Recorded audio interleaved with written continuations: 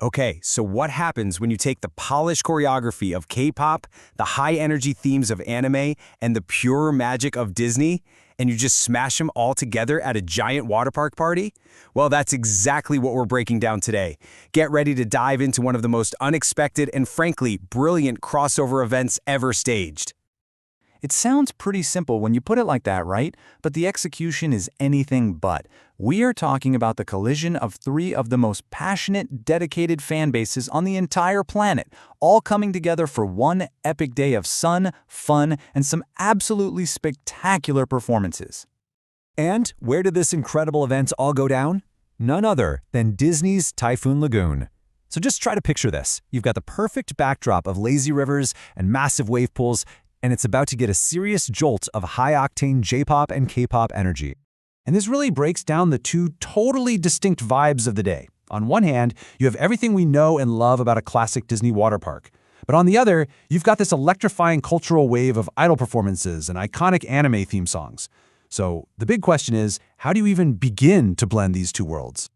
We start by kicking things off with a performance that perfectly sets the tone for the entire day. Something to get the crowd's energy way, way up.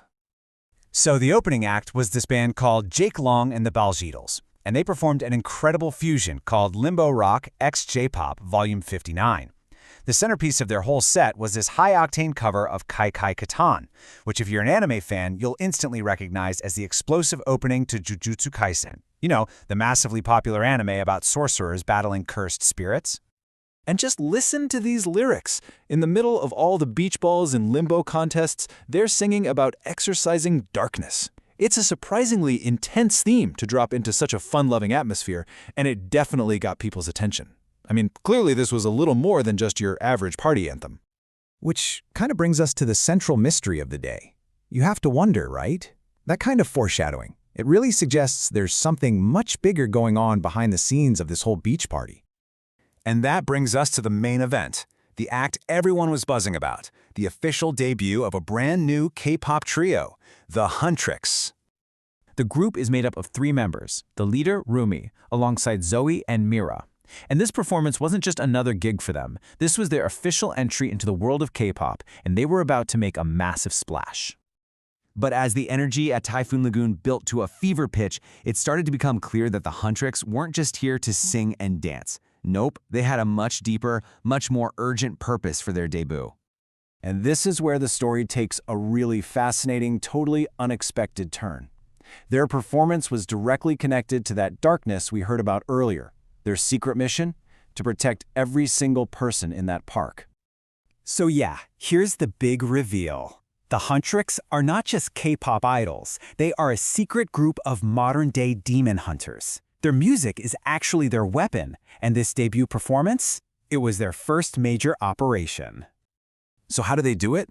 Through this unique ability called Hanmoon Barrier Magic. Basically, the raw energy, the passion, the perfect synchronization of their K-pop performance, it all generates this powerful, invisible shield that neutralizes demonic entities in the area. And all the while, the crowd just thinks they're enjoying an amazing show. It's incredible. So for a mission this important, it's their debut, the Huntrix needed a song that was not only a certified banger, but also thematically perfect for the job.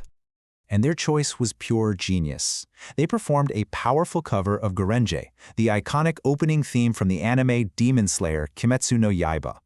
Let that sink in. A series that is literally about a corps of demon slayers, so you have a song about fighting demons being performed by secret demon hunters at a Disney park. You couldn't write it any better. And suddenly, the lyrics they sang took on a whole new meaning. This line isn't just about personal growth. For the Huntrix, it's a declaration of their duty. Their strength exists to protect the people enjoying the show, and they're asking those very people to unknowingly join them in their fight. This lyric, it speaks directly to the harsh reality of their double life, doesn't it? The struggle, the sacrifice, the burden of knowing about threats that no one else can even see. It's all being channeled into their performance, giving it this raw emotional power. And here, right at the climax of the song, this is the moment of triumph. That crimson flower represents their magic, their power, finally blooming to its full potential, creating that protective barrier and illuminating their destiny as both pop idols and powerful protectors. The result? A complete and total success. The Huntrix delivered a debut performance for the ages, winning over thousands of new fans. And, more importantly, their Han Moon barrier magic worked perfectly, making sure the entire event stayed safe from any lurking threats, with nobody in the crowd ever knowing a thing.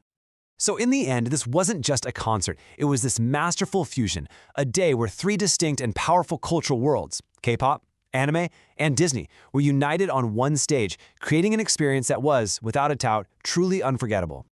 It really makes you think about the incredible possibilities when you start breaking down those creative barriers. Which leaves us with one last thought for you. If you could mash up any two worlds for an epic event just like this one, what would they be?